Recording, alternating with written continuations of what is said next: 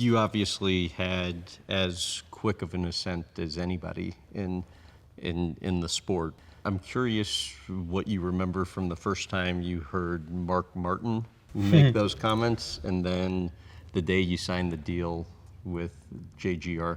The question was, if you can replace your seat with anybody, who would it be? He said, Joey Logano. I'm 15 years old. I can't, obviously, but he said my name. So that moment, he said that. We raced the next day and won the Pro Cup race, which time for a 15-year-old kid to win at that time in that series, pretty tough. It was a pretty big deal.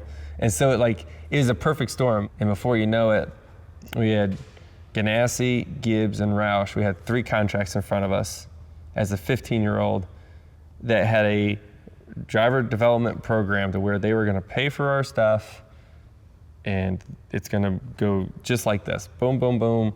Go Xfinity racing, Cup racing. Right after that, here's your pay. Here's 7 years. Next 7 years of your life, right here.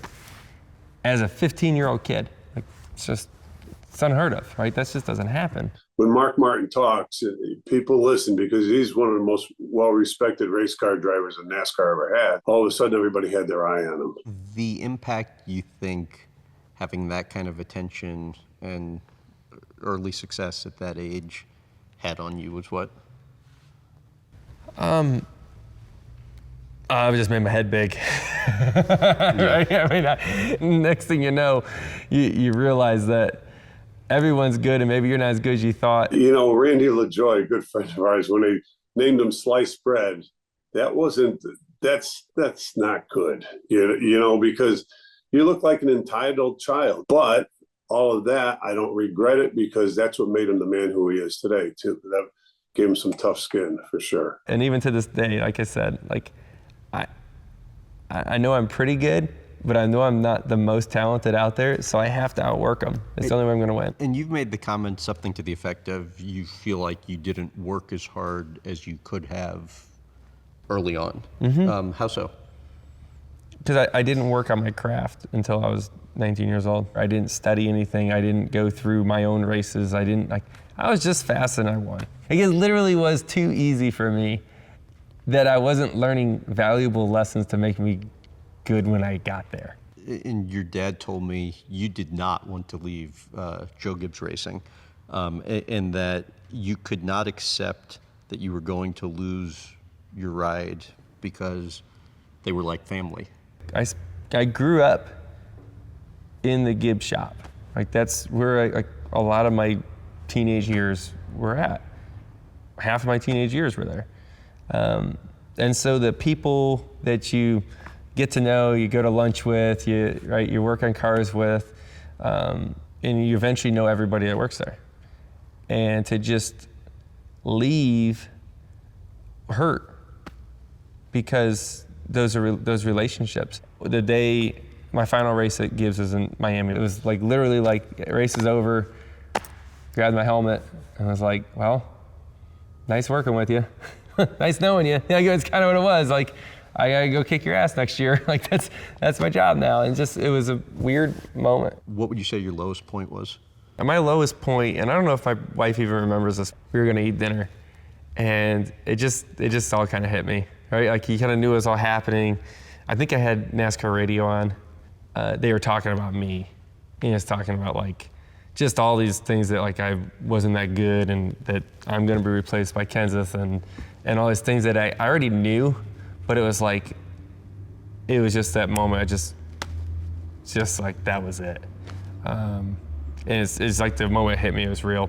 How did that come out in you? It sucked. How did it come out? I cried like a baby, man. I thought my career was over. I was talking to Brittany, and I was like, I don't know what I'm gonna do the rest of my life. My options at that moment was to drive Xfinity for Gibbs, or maybe have another opportunity at Petty, possibly, right? But neither one was where I was, right, at the time. And if I go down, I'm probably not coming back up to Xfinity. So I'm I felt like my career is over. I'm not gonna be a NASCAR champion like I wanted to be. What recalling that right now still affects you? Yeah. I mean, what is it Yeah. about it that still kind of touches you? It was the fear of not being a race car driver, right? Like it was all the eggs in one basket.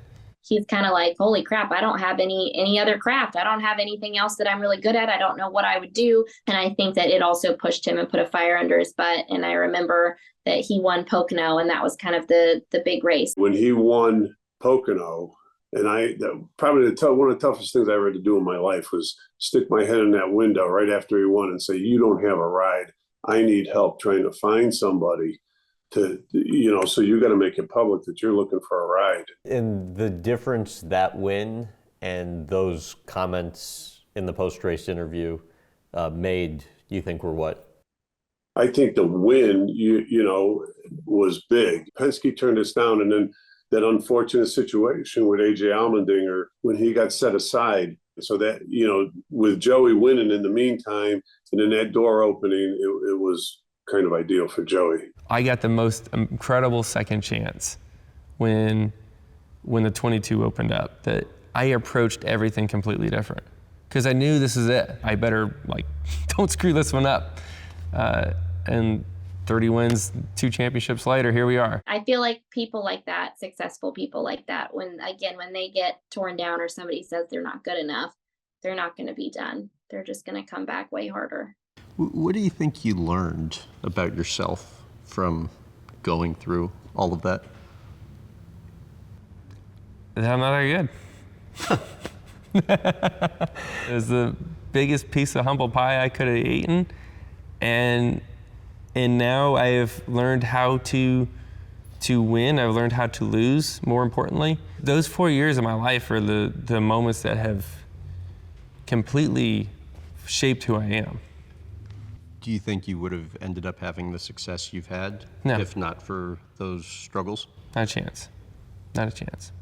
No, because I'm a way better race car driver now and a way better person now because of it.